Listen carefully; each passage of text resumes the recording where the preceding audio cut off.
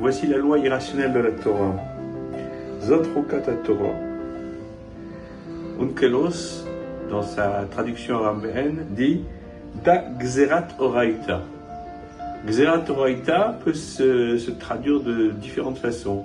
Soit c'est effectivement une loi irrationnelle, soit c'est une Gzera, c'est-à-dire une catastrophe qui s'abat sur la Torah. Un des grands commentateurs du Shulchan Aruch, s'engouffrant dans cette brèche, dans ce commentaire d'Onkelos, le Magen Avraham, rapporte au chapitre 580, au paragraphe 9, la chose suivante.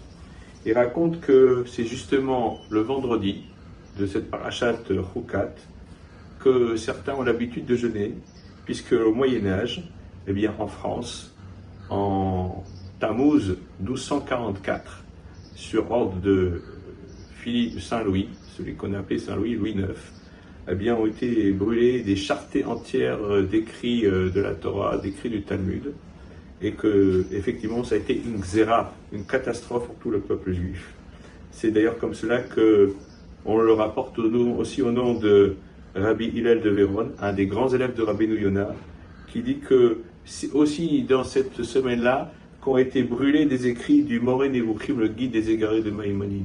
Il faut savoir que cet ouvrage fondamental de la pensée juive avait été dénoncé à l'Inquisition comme pouvant contenir des écrits hérétiques par d'autres juifs.